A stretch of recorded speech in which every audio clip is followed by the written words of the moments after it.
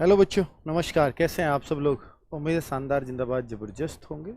बच्चे ये मैं मैंने जो है थंबनेल पर तीन भर्तियों के नाम लिखे हैं: SSC, MTS, CGL and GD.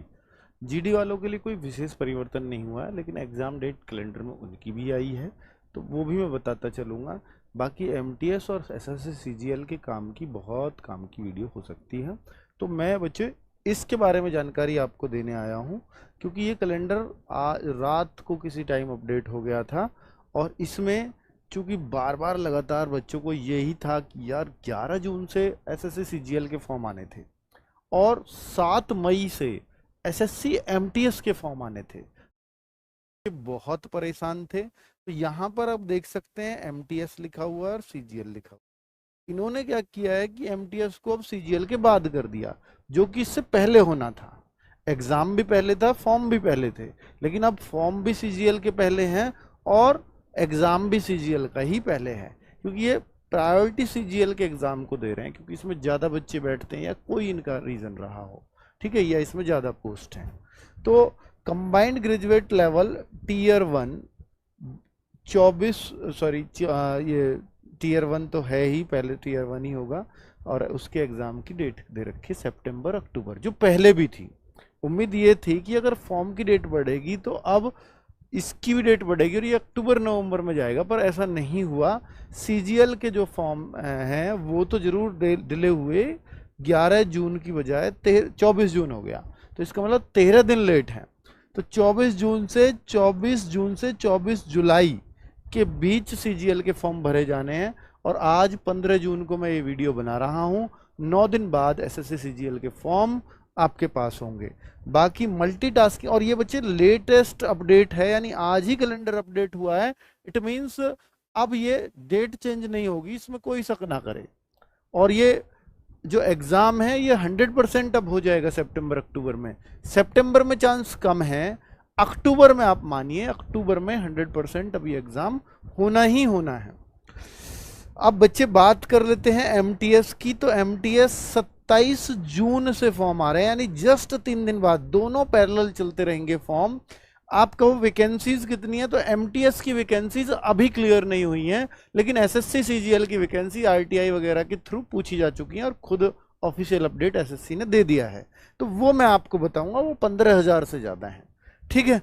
तो 27 जून से 31 जुलाई के बीच एसएससी एमटीएस के फॉर्म चलेंगे। इसका एग्जाम अक्टूबर नवंबर में होगा, मोस्ट प्रोबेबली नवंबर में, मानिए अक्टूबर में एसएससी सीजीएल चलेगा, ठीक है। बाकी और भी हैं, जैसे मैंने कांस्टेबल जीडी लिखा तो इसलिए लिखा कि इसमें कोई भी परिवर्तन नहीं हुआ है। ये 27 अगस्त को फॉर्म आने थे, तो 27 अगस्त ही है अभी एसएससी के दिमाग में। और अब चूंकि कोई इलेक्शन नहीं है, कोई आचार संहिता नहीं है, तो अब ये फॉर्म 27 अगस्त को आ ही जाएंगे।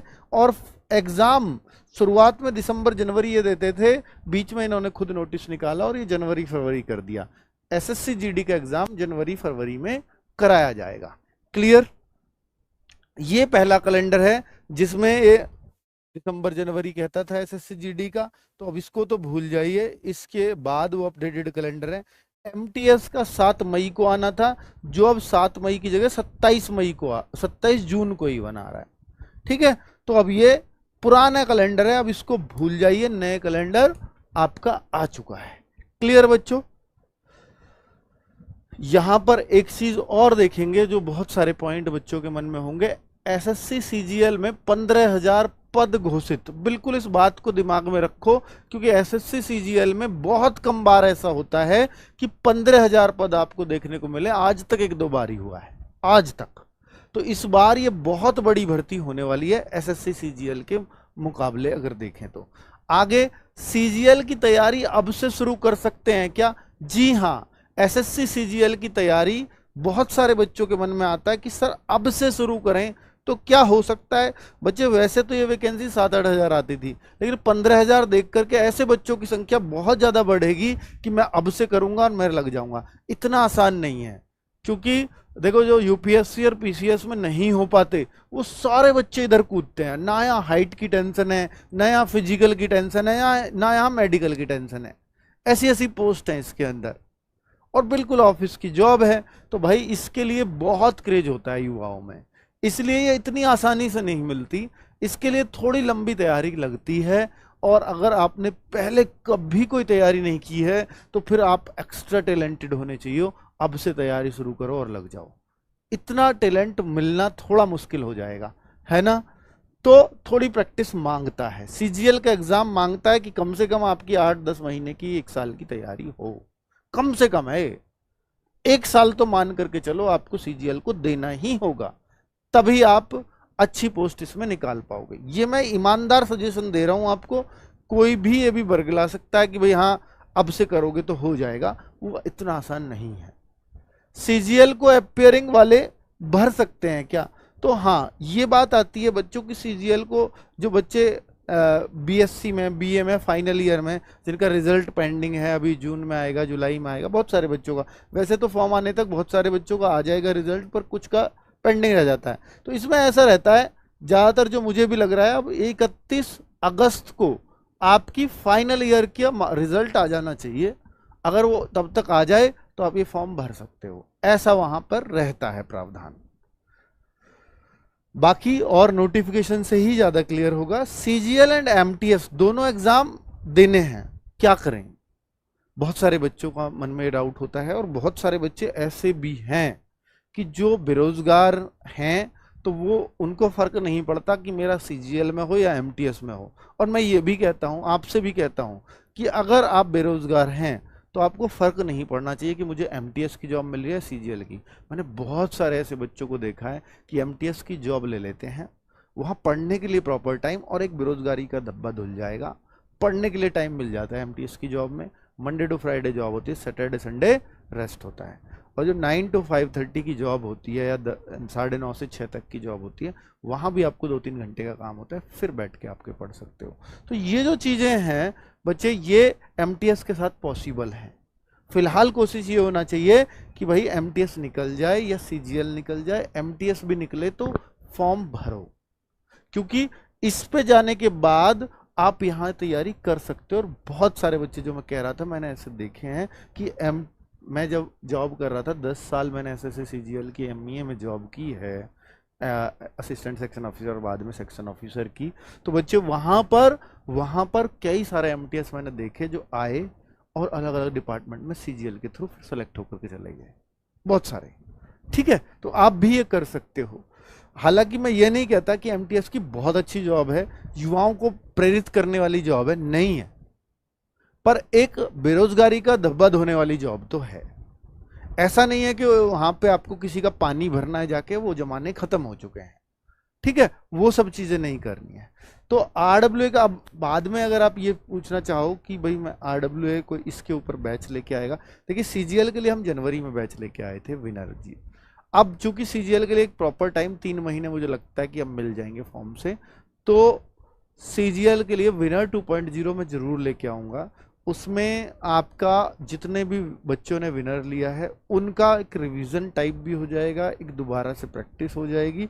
उन सब बच्चों को मैं फ्री ऑफ कॉस्ट दूंगा, ये मेरा रूल रहा है।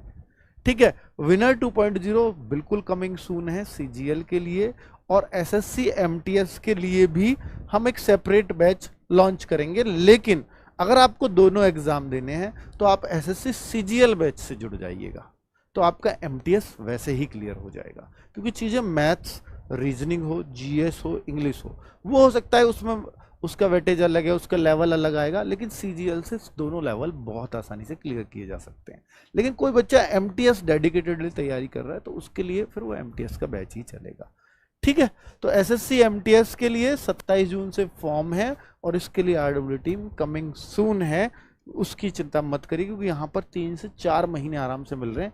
एमटीएस की कोई अभी से तैयारी करेगा तो शायद वो निकाल जाएगा एग्जाम। सीजीएल की अभी से कोई तैयारी करे तो मुश्किल होगा। पहले अगर कुछ नहीं पढ़ा है, पहले कुछ भी पढ़ा है, तो जरूर निकल जाएगा। ठीक है, एसएससी सीजीएल 2024 विनर 2.0 बैच उन सभी बच्चों के लिए फ्री होगा जिन्होंने भी विनर बैच हमारा परचेज किया, जो जनवरी में आया था, 26 जनवरी को। ठीक है, तो ये मैं बैच जिस दिन फॉर्म आ रहे हैं उस दिन आपको सब कुछ इसके बारे में डिटेल दे दूंगा। ठीक है बच्चों, क्लियर हो गए होंगे आपके सारे डाउट, उम्मीद करता हूं, और यही जानकारी मुझे इसमें देनी थी। धन्यवाद, नमस्कार। हाँ बच्चों, एक सवाल आ रहा है बच्चों का, मैं अभी कमेंट देख पाया हूं, मैं अपनी जानकारी के दौरान वैसे बहुत कम कमेंट देखता हूं, क्योंकि मैं बच्चों पे वर्क करके आता हूं, उनके क्या सवाल हैं उन्हीं की जवाब देता हूं। तो बच्चे, ये सवाल आया है अभी, दिल्ली पुलिस की जॉब क्या ये नहीं आई कैलेंडर में अपडेट होकर? मैं आपको बता देता हूं कि भाई दिल्ली पुलिस ने पहले ही कह दिया था कि 31 दिसंबर 2024 तक तो कोई उम्मीद ही ना करे कि दिल्ली पुलिस में कोई वैकेंसी आएगी। तो इस साल कोई वैकेंसी दिल्ली पुलिस में नहीं होने वाली है। नेक्स्ट ईयर भी होगी, इस बात में भी डाउट है भाई। इस साल तो होगी ही नहीं, इस साल दिल्ली पुलिस में कोई वैकेंसी नहीं आएगी।